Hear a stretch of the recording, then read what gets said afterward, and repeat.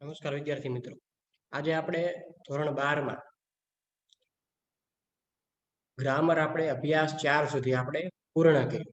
હવે ત્યાંથી આપણે ફરીવાર આપણે ચેપ્ટર નંબર 12 ઉપર આવીએ, જેમાં આપણે 11 સુધી આપણે ચેપ્ટર સુધી જોયું હતું. હવે ત્યાંથી આપણે આગળ વધીએ.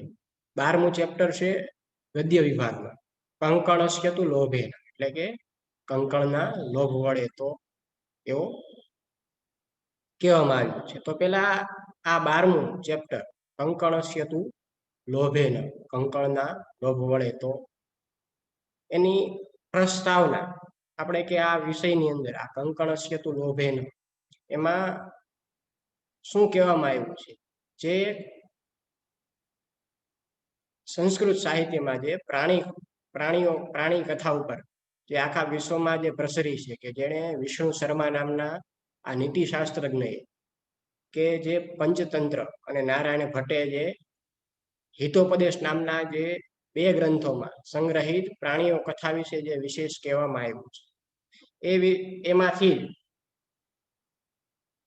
એ આપણને શું કહેવા માંગે છે એ વિશે પહેલા આપણે આ કંકણસ્યતુ લોભેન, કંકણના લોભ વડે તો એના વિશે પહેલા થોડું જાણી લઈએ. સંસ્કૃત ભાષામાં રચાયેલી આ સંસ્કૃત સાહિત્ય આ અભિન્ન અંગ બની ગયેલી પ્રાણી કથાઓ આખા વિશ્વમાં પ્રસરી છે. અને તેમાં વિષ્ણુ શર્મા નામના જે નીતિશાસ્ત્રજ્ઞ વિદ્વાનની રચના મનાતા, પંચતંત્ર અને નારાયણ ભટ્ટ નામના નીતિશાસ્ત્રજ્ઞ વિદ્વાનની રચના મનાતા, હિતોપદેશ નામના 2 ગ્રંથોમાં સંગ્રહિત પ્રાણીઓ કથા સવિશેષ છે. આ કથાઓમાં ભરપૂર મનોરંજન છે, તે સાથે વાચકમાં વિચક્ષણતા પ્રગટે અને ચતુરાઈ પણ આવે એવા પ્રકારનું સરસ કથા વસ્તુ કલ્પવામાં આવ્યું છે. આપણે જ્યારે અભ્યાસ 4 સંસ્કૃત સાહિત્યનો ઇતિહાસ જે આપણે જોઈ રહ્યા હતા, એમાં આપણે આ હિતોપદેશ અને પંચતંત્ર વિશે થોડું સંસ્કૃત સાહિત્યના પરિચયમાં આપણે જાણ્યું કે જે આ પંચતંત્ર છે એ વિષ્ણુ શર્મા નામના જે નીતિશાસ્ત્રજ્ઞ વિદ્વાન હતા એણે એની રચના કરી એવું માનવામાં આવે છે. અને હિતોપદેશ વિશે નારાયણ ભટ્ટે જે આ હિતોપદેશ નામનો જે ગ્રંથ આ સંસ્કૃત સાહિત્યને આપ્યો છે, એ વિશે પણ આપણે એ સંસ્કૃત સાહિત્યના પરિચયમાં આપણે જાણ્યું હતું. અહીં પણ એ કહેવામાં આવ્યું છે કે આ સંસ્કૃત સાહિત્યનું જે આ અભિન્ન અંગ છે, જે પ્રાણી કથા જે આખા વિશ્વમાં પ્રસરાયેલી છે, અને એમાં પણ આ વિષ્ણુ શર્મા કે જેમણે પંચતંત્રની રચના કરી અને નારાયણ ભટ્ટે કરી હિતોપદેશના, એવા જે 2 ગ્રંથો જે પ્રાણીઓ કથા સવિશેષ છે. અને આ કથાઓની અંદર જેમાં ભરપૂર રીતે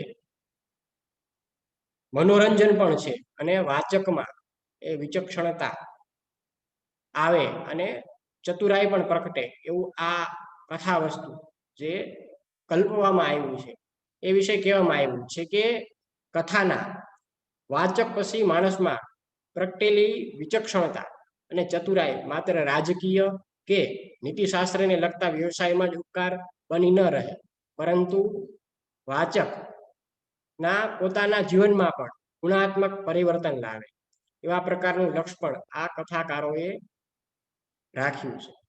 કે આ કથા વાંચ્યા પછી એ માણસની અંદર વિચક્ષણતા પ્રગટે અને કે પછી ચતુર બની એ રાજકીય કે નીતિશાસ્ત્રને લગતો કોઈ પણ વ્યવસાયમાં એને ઉપકાર બને એવું ન બને, પણ એ વાચકના પોતાના જીવનમાં પણ ગુણાત્મક પરિવર્તન લાવે અને આ ગુણાત્મક પરિવર્તન લાવે એવું લક્ષ્ય આ કથાકારોએ કોણે વિષ્ણુ શર્મા અને નારાયણ ભટ્ટે કે જેને વિષ્ણુ શર્માએ પંચતંત્રની રચના કરી અને નારાયણ ભટ્ટે કરી હિતોપદેશ, એ બંને કથાકારોએ આ પ્રકારનું લક્ષ્ય આ કથાકારોએ રાખ્યું છે. હિતોપદેશ પ્રસ્તુત પાઠનો સ્ત્રોત છે. નીતિશાસ્ત્રના અમર ગ્રંથના પ્રારંભમાં આવતી પ્રથમ કથા જે લુબ્ધ પથિક કથાના શીર્ષકથી જાણીતી બને છે, તેને અહીં સંપાદિત કરીને મૂકવામાં આવી છે. એક વૃદ્ધ વાઘ શિકારને પોતાની જાળમાં ફસાવવા માટે ત્યાગી અને દાતાનું રૂપ ધારણ કરે છે. પોતાની પાસે રહેલા સોનાના કંકણને લેવા માટે કોઈ તો આવે એવી ટહેલ નાખનાર આ વાઘ પોતાની લોભામણી વાતોમાં નિર્દોષને ફસાવીને શિકાર કરવાની ખેવના ધરાવે છે. છેવટે વાઘની લોભામણી વાતોમાં એક લોભી મુસાફર ફસાય છે અને છેવટે મરણને શરણ થાય છે. આ જે કથા છે કંકણસ્ય તુ લોભેના, એ હિતોપદેશ પાઠનો જે અંશ સ્ત્રોત છે કે જેની અંદર નીતિશાસ્ત્રનો જે અમર ગ્રંથ છે એમાં પ્રારંભમાં જે કથા લુબ્ધ પથિક ના નામથી એ શીર્ષકથી જે જાણીતી છે કથા, જે જાણીતી બનેલી છે, એ કથા અહીં સંપાદિત કરીને મૂકવામાં આવી છે. આ કથાની અંદર એક વૃદ્ધ વાઘ, કારણ કે એ વૃદ્ધ વાઘ છે એ વૃદ્ધ બની ગયો હોવાથી એ શિકારે જઈ શકતો, તો એ શિકારને પોતાની જાળમાં ફસાવવા માટે એ ત્યાગી અને દાતાનું એ રૂપ ધારણ કરે છે અને એની પાસે જે સોનાના કંકણ લેવા માટે કોઈ તો આવે એવી એ ટહેલ નાખે છે. અને પછી આ વાઘ પોતાની લોભાવણી વાતોમાં હરેક ઘણા નિર્દોષોને ફસાવીને એ શિકાર કરવાની એ ખેવના ધરાવે છે. અને છેવટે આ વાઘની લોભામણી વાતોમાં એક મુસાફર પથિક એમાં ફસાય છે અને છેવટે મરણને શરણ થાય છે, મરણને પામે છે. વાઘે આખી જિંદગી પશુઓનો શિકાર કરીને પસાર કરી છે. હવે વૃદ્ધાવસ્થામાં શિકાર કરવાની તાકાત રહી નથી, તેથી તે કંકણનો લોભ આપી શિકાર કરવાનું વિચારે છે. એના આ વિચારની પૃષ્ઠભૂમિમાં માણસનું લોભીપણું છે. જાણે અજાણે અહીં એ વાત ઉપસી આવે છે કે વાઘની લોભામણી વાતોમાં કોઈ પશુ કે પક્ષી ફસાવવાનું નથી. ફસાવવાની શક્યતા છે તો માત્ર માણસની, કેમ કે પશુ પક્ષીઓ કરતા માણસમાં વધારે લોભ પ્રવર્તે છે. કથાસાર એ છે કે જો પથિક કંકણના લોભમાં પડ્યો ન હોત તો તેને પ્રાણ ગુમાવવાનો વારો ન આવ્યો. આ એ કથાનું સંક્ષિપ્ત સારાંશ આપણે જે કહીએ એ છે. મૂળમાં શું કીધું કે એક વાઘ છે એ આખી જિંદગી પશુ પક્ષીઓનો શિકાર કરવામાં એની જિંદગી પસાર કરે છે અને પછી પોતે વૃદ્ધાવસ્થાને પામે છે, એટલે પછી એનામાં શિકાર કરવાની તાકાત રહેતી. પછી એ શું કરે છે, લોકોને કંકણનો લોભ આપી એ શિકાર કરવાનો વિચાર કરે છે. અને એના આ વિચારની પૃષ્ઠભૂમિમાં એ માણસનું એમાં લોભીપણું દેખાય છે કે એ જાણતા અજાણતા એ અહીં ઉપસી આવે છે. અને વાઘની લોભામણીમાં એ વાતોમાં કોઈ પશુ કે પક્ષી ફસાવાનું નથી. એ વાઘ જાણે ફસાવાની શક્યતા કોની છે, માત્ર માણસની. કારણ કે પશુ પક્ષીઓ કરતા માણસમાં વધારે લોભ પ્રવર્તે છે.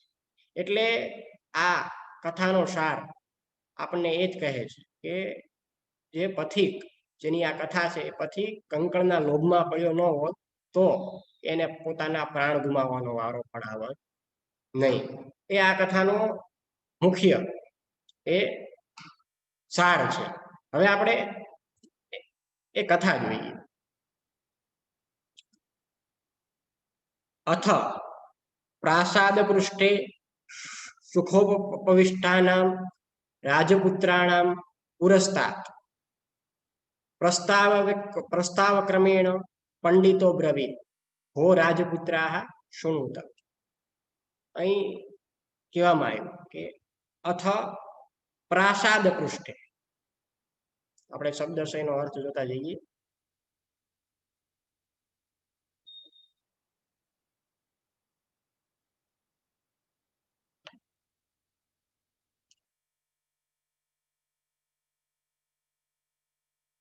પ્રાસાદ પૃષ્ઠે એટલે કે પ્રાસાદસ્ય પૃષ્ઠમ, तस्मिन् षष्ठी तत्पुरुष समास प्रासादस्य पृष्ठम तस्मिन् षष्ठी तत्पुरुष समास એટલે કે મહેલની છત ઉપર એનો અર્થ થશે પ્રાસાદ પૃષ્ઠ એટલે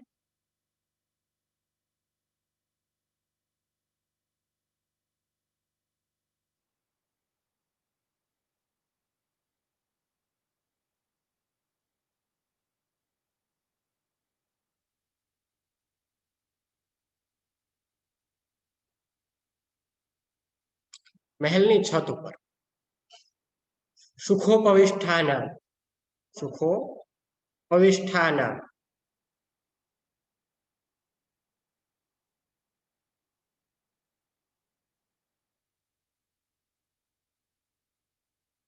સુખમ ઉપવિષ્ઠ તેષામ દ્વિતીયા તત્પુરુષ સમાસ એટલે કે સુખપૂર્વક અથવા આરામથી બેઠેલા રાજપુત્રાણા એટલે કે રાજપુત્રોના પુરસ્તાત એટલે કે સામે પુરસ્તાત એટલે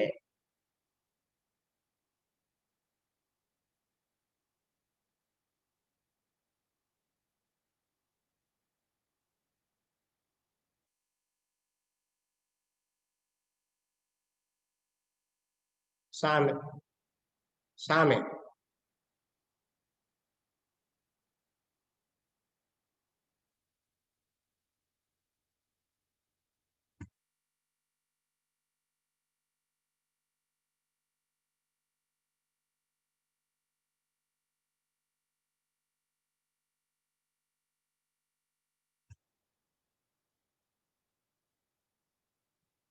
પુરસ્તાત એટલે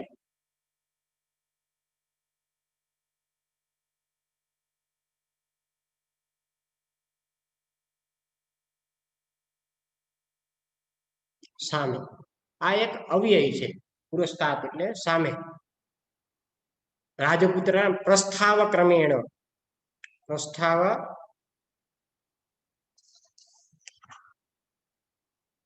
ક્રમેણ પ્રસ્તાવસ્ય ક્રમ ષષ્ઠી તત્પુરુષ સમાસ પ્રસ્તાવનાના ક્રમથી અથવા રજૂઆતના ક્રમથી પંડિતો બ્રવીત પંડિતો બ્રવીતમાં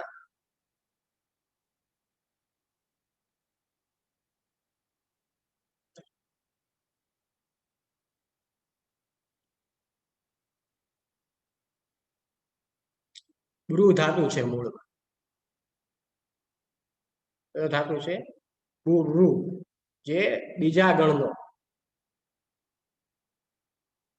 ઉભયપદીય ધાતુ છે અને અહીં ધાતુનું યસ્થન ભૂતકાળ યસ્થન ભૂતકાળનું રૂપ અન્ય પુરુષ એક વચનનું રૂપ દર્શાવવામાં આવ્યું છે એટલે કે પંડિતે કહ્યું હો રાજપુત્રાહ શૃણુત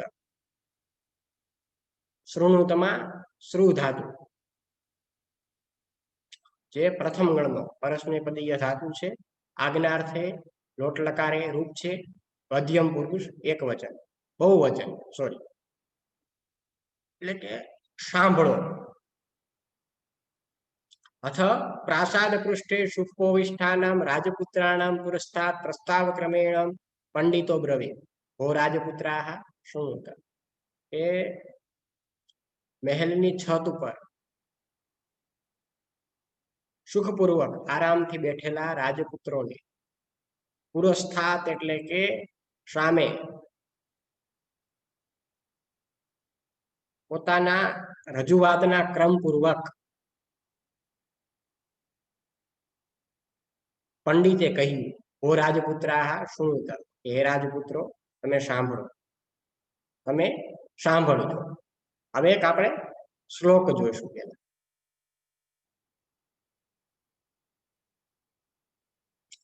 કાવ્ય શાસ્ત્ર વિનોદેન કાલો ગચ્છતિ ધીમતામ વ્યચને વ્યસનેન ચ મૂર્ખાણામ નિદ્રયા કલહેન વા ફરીવાર જોઈએ કાવ્ય શાસ્ત્ર વિનોદેન કાલો ગચ્છતિ ધીમતામ વ્યસને તુ મૂર્ખાણામ વ્યસનેન તુ મૂર્ખાણામ નિદ્રયા કલહેન વા.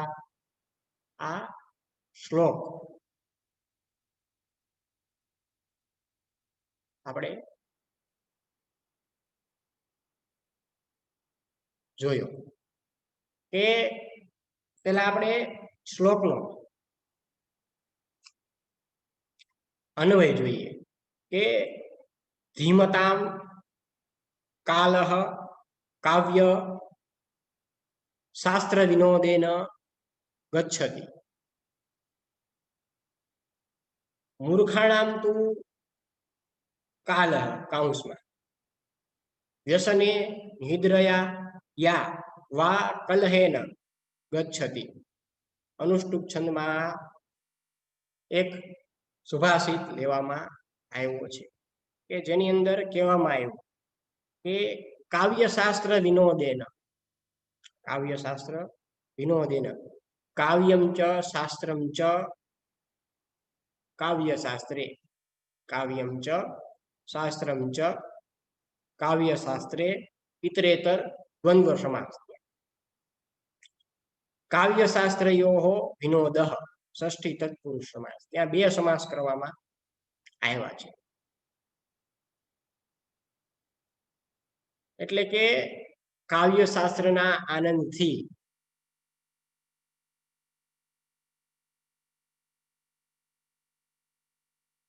ગચ્છતિ એટલે કે જાય છે અથવા પસાર થાય છે. ધીમતામ કાવ્યશાસ્ત્ર વિનોદેન એટલે કે કાવ્ય અને શાસ્ત્રના આનંદથી ગચ્છતિ એટલે કે પસાર થાય છે. ધીમતામ એટલે કે બુદ્ધિશાળી લોકોનો, ધીમતામ એટલે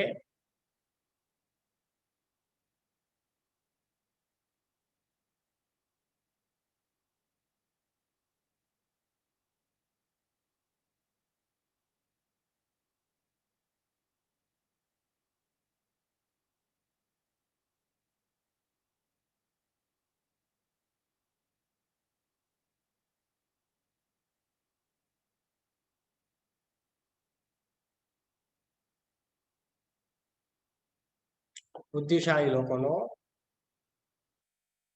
વ્યસને ન એટલે કે દુર્વ્યસન વળે અથવા કુટેવોનો સમય પસાર કરીને, અર્થાત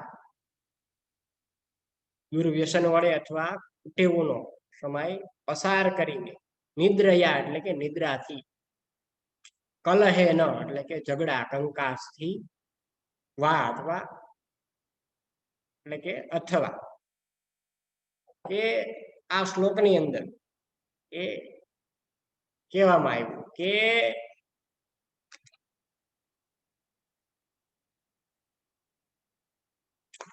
બુદ્ધિશાળી માણસનો સમય એ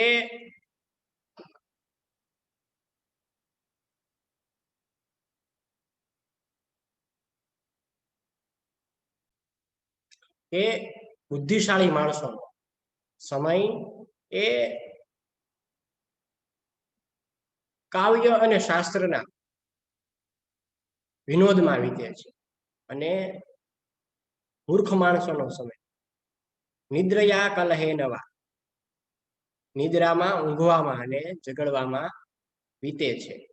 આ વ્યસનમાં વીતે છે. આ એવું શ્લોકમાં કહેવામાં આવ્યું કે બુદ્ધિશાળીનો સમય કાવ્ય શાસ્ત્રના વિરોધમાં વીતે છે અને મૂર્ખાઓનો સમય વ્યસનમાં, ઊંઘવામાં અને ઝઘડવામાં વીતે છે. આ એવું શ્લોકની અંદર કહેવામાં આવ્યું. હવે આપણે આગળ વધીએ. તદ ભવતામ વિનોદાય કાક કુર્માદીનામ વિચિત્રામ કથા કથયિષ્યામિ. એ અહીં કહેવામાં આવ્યું કે તદ ભવતામ, ભવતામ એટલે ભવત એ સર્વનામનું પુલ્લિંગ ષષ્ઠી બહુવચન રૂપ છે. એટલે કે તમારા અથવા આપના. કાક કુર્માદીનામ, કાક ચ કુર્મ ચ કાક કુર્મા ઇતરેતર દ્વંદ્વ સમાસ. એટલે કે કાચબા વગેરે આ કાકહ કુર્માદીનામ એમાં આપણે જોઈએ એમાં બે સમાસ થશે.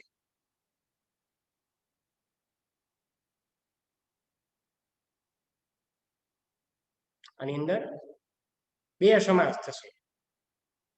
કાકહ ચ કુર્મ ચ કાક કુર્મો ઇતરેતર દ્વંદ્વ સમાસ અને કાક કુર્મો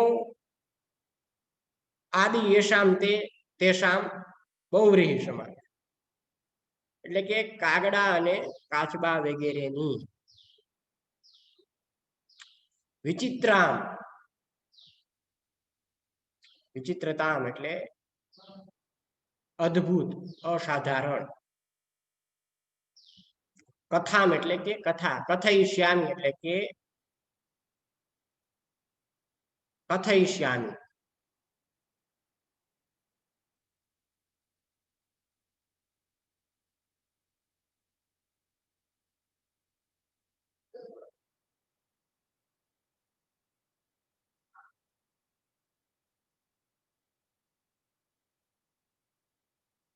કથયિષ્યામિ એટલે કે કહીશ,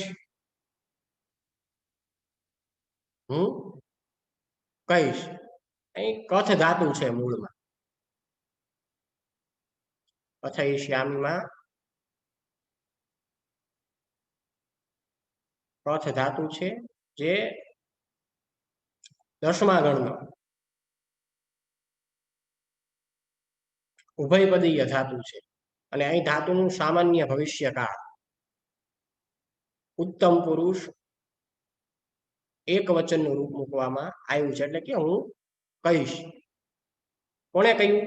તદ્ભવતામ વિનોદાય કાકકુર્માદીનામ વિચિત્રામ કથામ કથયિષ્યામિ. તદ્ભવતામ એટલે કે તમારા અથવા આપના, તમારા એટલે કે આપના મનોરંજન માટે. તદ્ભવતામ વિનોદાય, વિનોદાય એટલે કે મનોરંજન માટે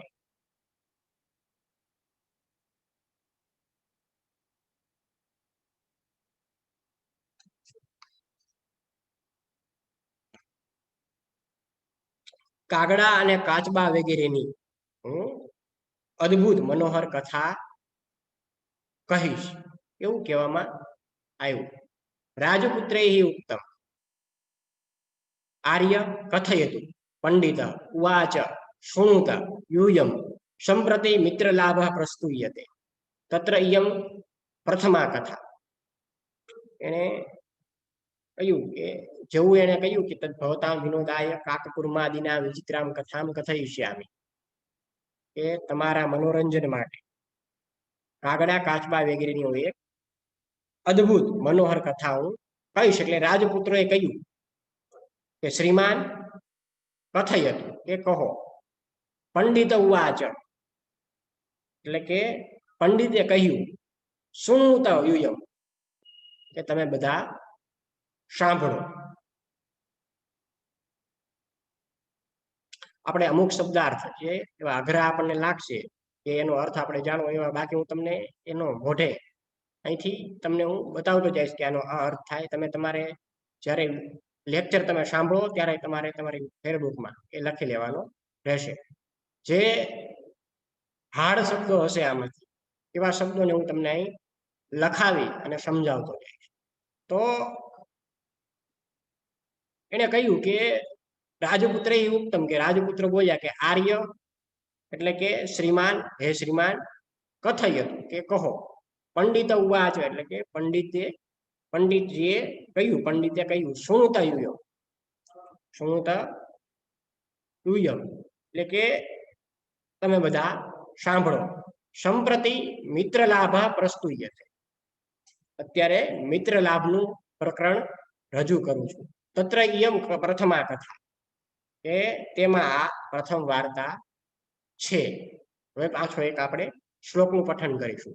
કંકણસ્ય તુ લોભેન મગ્ન પંક્તેષુ દુસ્તરે વૃદ્ધ વ્યાઘ્રેણ સંપ્રાપ્ત પથિક સંવૃતો યથા. ફરી વાર જોઈએ.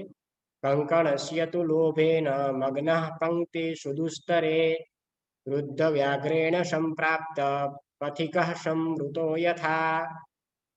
એ કંકણસ્ય તુ લોભેન, એ કંકણના લોભ વડે અથવા કંકણના લોભથી મગ્ને પંક્તે સુદુસ્તરે, એટલે આપણે એનો અન્વય સાંભળીએ કે યથા કંકણસ્ય તુ લોભેન સુદુસ્તરમ પંક્તે મગ્નઃ પથિકઃ વૃદ્ધ વ્યાઘ્રેણ સંપ્રાપ્ત સન સંવૃત. આ એનો અન્વય થયો. હવે આપણે એનો શબ્દશઃ ભાવાર્થ અર્થ આપણે સાંભળીએ. કંકણસ્ય એટલે કે કંકણના, કંગનના, જે આપણે હાથમાં પહેરવાનું કંગન આવે એની વાત અહીં કરવામાં આવી છે. સ્ત્રીઓના હાથમાં પહેરવાનો પાટલો કે કળું, જેને આપણે કંકણ કહીએ છીએ.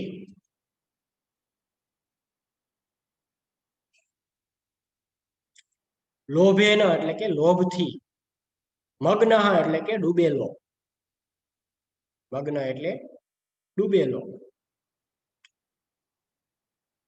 પંક્તે સુદુસ્તરે, સુદુસ્તરેમાં શોભન દુસ્તરઃ પ્રાદિ તત્પુરુષ સમાસ ત્યાં કરવામાં આવ્યો છે. એટલે કે મુશ્કેલીથી તરી શકાય એવો, કે જે બહાર આવી શકાય એવો. વૃદ્ધ વ્યાઘ્રેણ,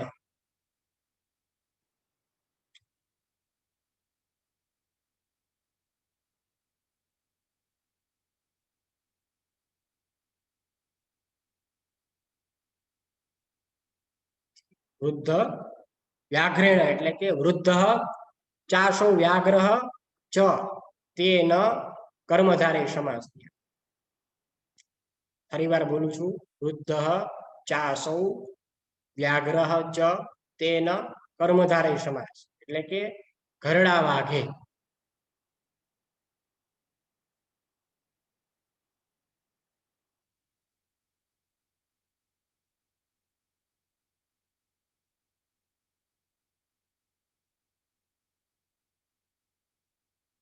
ઘરડા વાઘે સંપ્રાપ્ત,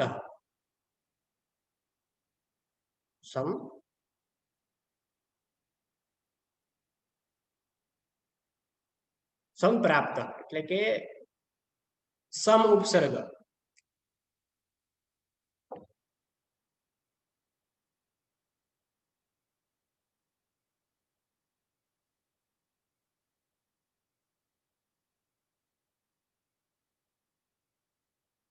સમ ઉપસર્ગ પ્ર ઉપસર્ગ, એ બંને ઉપસર્ગ આ સંપ્રાપ્તમાં લગાડવામાં આવ્યા છે. જોઈએ આપણે.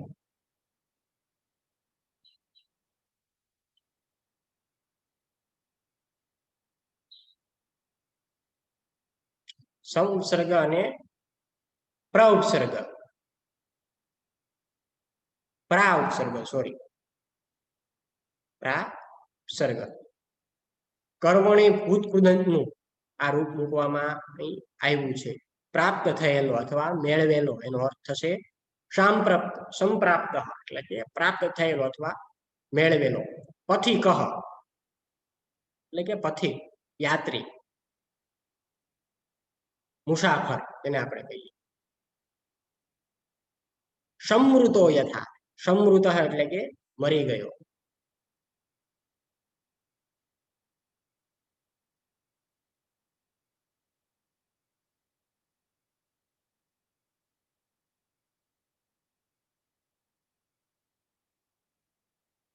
સંવૃતો યથા એટલે કે મૃત્યુ પામ્યો અથવા મરી ગયો. આપણે અહીં જોઈએ મૃત્યુ પામ્યો. એટલે કે કહેવામાં આવ્યું કે કંકણસ્ય તુ લોભેન મગ્ને પંક્તે સુદુસ્તરે, વૃદ્ધ વ્યાઘ્રેણ સંપ્રાપ્ત પથિક સમૃતો યથા. એટલે કે કીધું કે જેમ કંકણના લોભથી અત્યંત મુશ્કેલીમાં બહાર આવી શકાય એમ આ પથિક એટલે કે આ મુસાફર એ કંકણસ્ય તુ લોભેન મગ્ને પંક્તે સુદુસ્તરે, કે જેવી રીતે એ કંકણના લોભથી મગ્ન થઈને પંક્તે સુદુસ્તરે વૃદ્ધ વ્યાઘ્રેણ સંપ્રાપ્ત પથિક સમૃતો યથા, કે જેવી રીતે કંકણના લોભથી અત્યંત મુશ્કેલીમાં બહાર આવી શકાય એવા ઊંડા એટલે કે ડૂબેલા આ વૃદ્ધ વાઘને ભોજન માટે પ્રાપ્ત થયેલો મુસાફર મૃત્યુ પામ્યો. આ એનો અર્થ થાય. ફરીવાર અર્થ રિપીટ કરીએ. કંકણસ્ય તુ લોભેન મગ્ને પંક્તે સુદુસ્તરે વૃદ્ધ વ્યાઘ્રેણ સંપ્રાપ્ત પથિક સમૃતો યથા. જેમ કંકણના લોભથી અત્યંત મુશ્કેલીથી બહાર આવી શકાય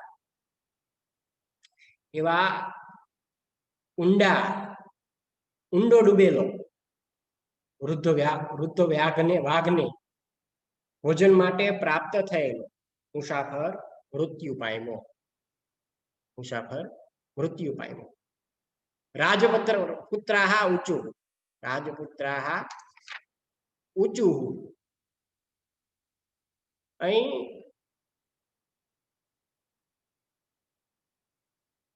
રાજપુત્રા એટલે કે રાજપુત્રો.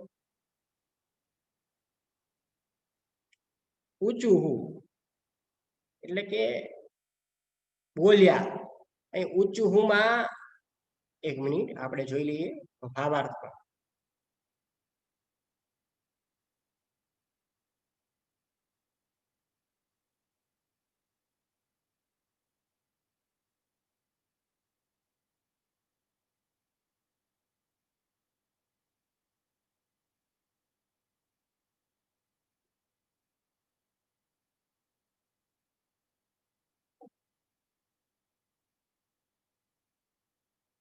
એનો આવા જ દર્શાવીએ.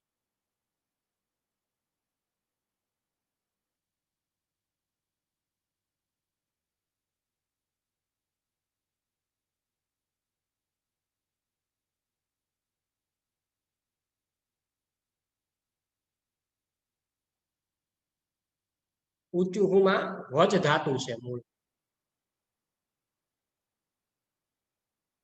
જે બીજા ગણનો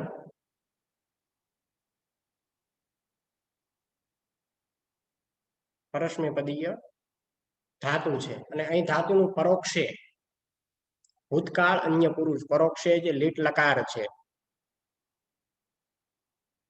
એ પરોક્ષ.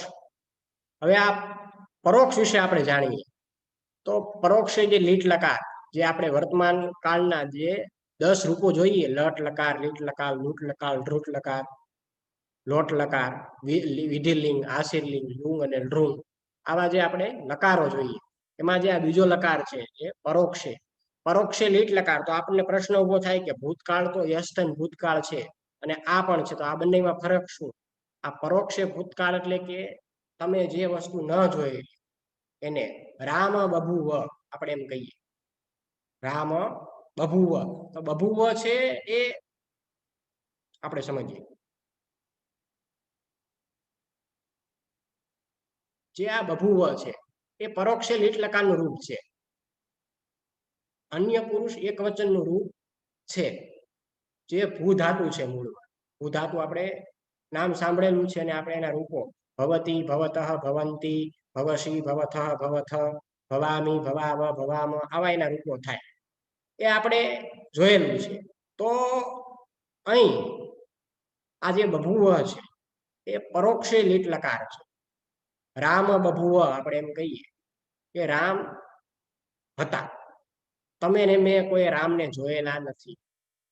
આપણે એવું પણ કહી શકાય, જો આપણે યસ્તન ભૂતકાળનું રૂપ લીધું હતું રામ અભવત, કે રામ હતા, પણ એ અભવત લગાડવાથી એવું થાય કે પેલા હતા, આપણે જોયેલા હતા, પણ આ બભુવ એ તમે ને મેં કોઈ નથી જોયેલા, એ પરોક્ષ. એટલા માટે ત્યાં બભુવ શબ્દ જે વાપરવામાં આવ્યો છે એ આ લીટ લકાર, પરોક્ષે જે લીટ લકાર છે એ અર્થમાં છે. રામ બભુવ, રામ હતા, તમે ને મેં કોઈ જોયેલા નથી. તમે ને મેં જે વસ્તુને કે જે વ્યક્તિને આપણે જોયેલા નથી એનું જયારે આપણે વાક્ય બનાવીએ અને એમાં આપણે એનો નિર્દેશ કરીએ ત્યારે આ બહુવ પરોક્ષ લીટ લકારનું રૂપ લગાડવામાં, એના રૂપો લગાડવામાં આવે છે. આ આપણે એની સામાન્ય માહિતી મેળવી. એટલે કે રાજપુત્ર ઊંચું, એટલે કે રાજપુત્રો બોલ્યા.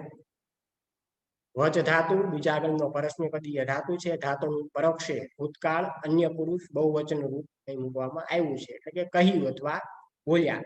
કથમેતર, એને કહ્યું કે કથમેતર, કે આવું કઈ રીતે, કોને કહ્યું? રાજપુત્રોએ. કે આ કેવી રીતે બન્યું? શોબ્રવીત, તેણે કહ્યું અથવા તે બોલ્યા. શોબ્રવીત એટલે કે એને કહ્યું અથવા એને તે બોલ્યા. અસ્થિ દક્ષિણારણ્ય એક વૃદ્ધ વ્યાઘ્ર, એને પછી અહીંથી વર્ણન ચાલુ કર્યું. અસ્થિ કે દક્ષિણારણ્ય, એટલે કે દક્ષિણારણ્ય નામના એક વનમાં વૃદ્ધ વ્યાઘ્ર, એટલે કે વૃદ્ધ વ્યાઘ્ર હતો, એટલે કે એક વાઘ હતો, એક વાઘ હતો.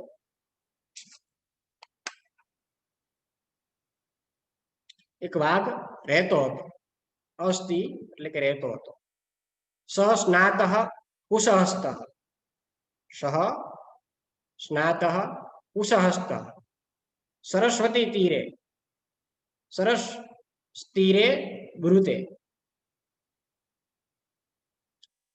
ભોગો પંથા પાંથા, એટલે એને કહ્યું કે સ્નાત એટલે કે સ્નાન કરેલો, કુશહસ્ત એટલે કે કુશ હસ્તે યસ્ય સહ, બહુરેહી સમાસ, કે જેના હાથમાં કુશ દર્ભ ઘાસ છે તેવો. કુશહસ્ત, કુશનો અર્થ આપણે જાણીએ છીએ, દર્ભ કહીએ આપણે જેને ગુજરાતીમાં આપણે ડાભડો કહીએ, એની અહીં વાત કરવામાં આવી છે. કુશહસ્ત, કુશે હસ્ત યસ્ય સહ, બહુવ્રીહી સમાસ, કે જેના હાથમાં કુશ એટલે કે દર્ભ ઘાસ છે તેવા. સરસ તીરે એટલે કે સરોવરના કાંઠે. બ્રુતે એટલે કે બોલે છે, કે સરસ્વતીને કાંઠે બોલે છે. શું અસ્થિ દાક્ષિણારણ્ય એક વૃદ્ધ વ્યાઘ્ર, એ દક્ષિણારણ્ય નામના એક વનમાં એક વૃદ્ધ વ્યાઘ્ર વાઘ રહેતો હતો. સ સ્નાત કુશહસ્ત સરસ્વત તીરે, સરસ તીરે બ્રુતે, એ સ્નાન કરીને હાથમાં કુશ દર્ભ ઘાસનો દર્ભ રાખીને એ બોલે છે. ભોભો પાંથા, ભોભો પાંથા, અરે ઓ મુસાફરો, ભોભો પાંથા એટલે કે અરે ઓ મુસાફરો, ઇદમ સુવર્ણ કંકણમ ગૃહ્યતા, ઇદમ સુવર્ણમ કંકણમ ગૃહ્યતા, એટલે કે આ સુવર્ણ કંકણમ, સુવર્ણસ્ય કંકણમ, સુવર્ણ કંકણમ એટલે કે સોનાનું કડું. આપણે એનો ભાવાર્થ જોઈએ, અર્થ જોઈએ કે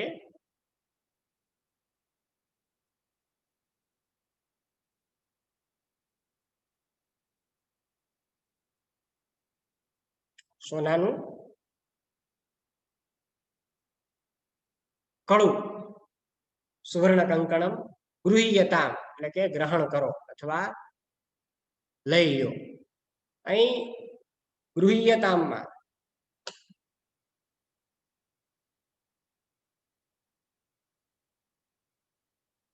ગ્રહ ધાતુ છે મૂળમાં.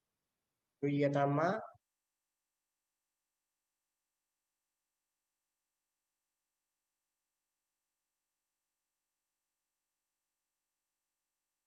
ગ્રહ ધાતુ મૂળમાં છે, જે 9મા ગણમાં ઉભયપદીય ધાતુ છે. અને અહીં ધાતુનું કર્મણી આજ્ઞાર્થ અન્ય પુરુષ એક વચનનું રૂપ મૂકવામાં આવ્યું છે, એટલે કે ગ્રહણ કર્યું અથવા લઈ લ્યો. તતઃ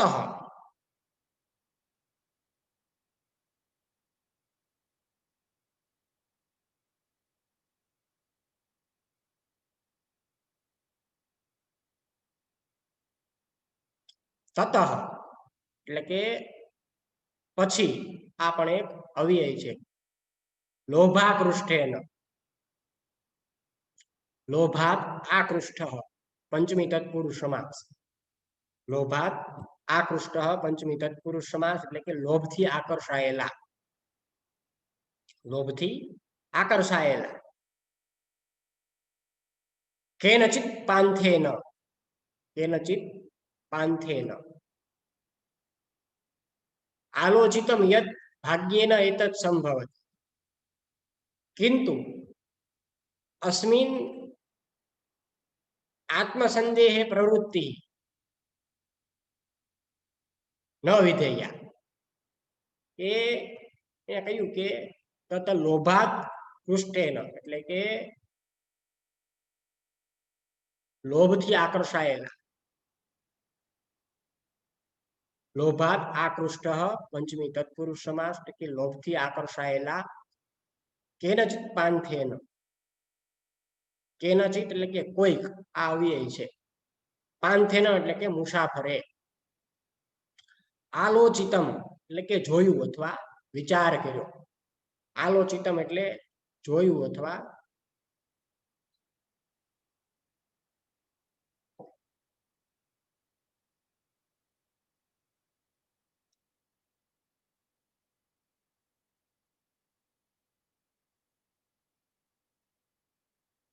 વિચાર કર્યો. યત ભાગ્યેન એતत् સંભવતિ, કે ભાગ્યથી, સંભવતી શ્રમ ઉપસર્ગ છે ત્યાં, અને ભૂ ધાતુ મૂળમાં જે પ્રથમ ગણનો પરસ્મૈપદીય ધાતુ છે, અહીં ધાતુનું વર્તમાન કાળ અન્ય પુરુષ એક વચનનું રૂપ મૂકવામાં આવ્યું છે, એટલે કે સંભવે છે અથવા બને છે. કિંતુ અસ્મિન આત્મસંદેહ પ્રવૃત્તિ ન વિધેયા, કિંતુ અસ્મિન આત્મસંદેહ, આત્મસંદેહ આત્મનઃ સંદેહ ષષ્ઠી તત્પુરુષ સમાસ. આત્માને થયેલા સંદેહ અંગે અથવા પોતાને જેમાં શંકા હોય તેવી બાબતમાં પ્રવૃત્તિ ન વિધેયા, કે અહીં પ્રવૃત્તિ ન વિધેયા, એની અંદર વી અને ધા બે ધાતુ છે, જોઈએ આપણે.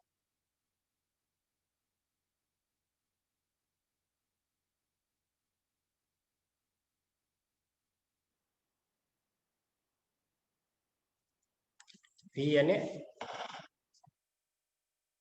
ધા એ બંને ધાતુ છે. જે આ ધાતુ છે એ ત્રીજા ગણનો ઉભયપદીય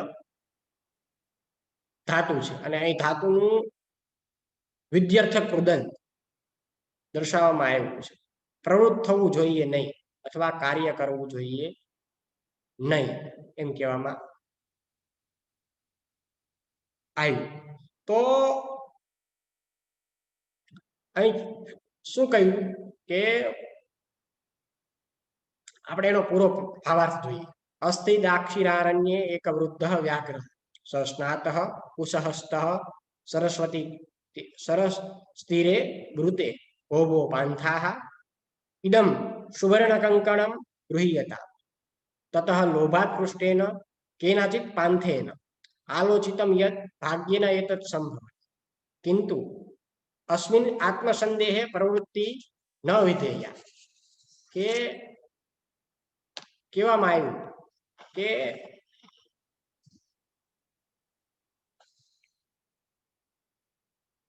દક્ષિણારણ્ય નામના વનમાં એક ઘરડો વાઘ રહેતો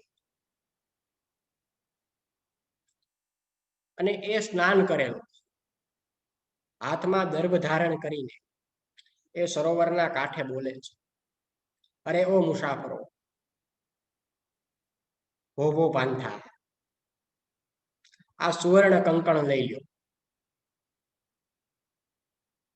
આ સુવર્ણ કંકણ લઈ લ્યો. ત્યાર પછી ઇદમ સુવર્ણ કંકણ ગૃહ્યતા, આ સુવર્ણ કંકણ લઈ લો. તતઃ લોભાત પૃષ્ઠે, કે ત્યાર પછી લોભને લીધે આકર્ષાયેલો કોઈક મુસાફર એ મનમાં વિચાર કર્યો, એક મુસાફર, કારણ કે બધા તો કોઈ ગાંડા ના હોય, આપણે જાણીએ છીએ કે 100 ગાંડા ભેગા કરો એમાં એકાદ તો બુદ્ધિશાળી હોય એમ. એટલે આમાં પણ એવું જ છે કે એ લોભને લીધે આકર્ષાયેલો એક મુસાફર, કોઈક મુસાફર મનમાં વિચાર કરે છે કે આ તો ભાગ્યથી જ સંભવે છે, પરંતુ જ્યાં પોતાને એટલે કે સ્વયંને શંકા જન્મે તેવી બાબતમાં પ્રવૃત્તિ કરવી નહીં.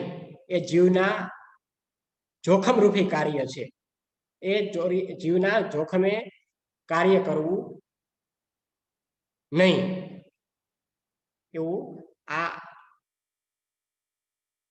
પેરેગ્રાફની અંદર કહેવામાં આવ્યું. અહીં સુધી આપણે આજના લેક્ચરમાં જોયું. હવે આગળ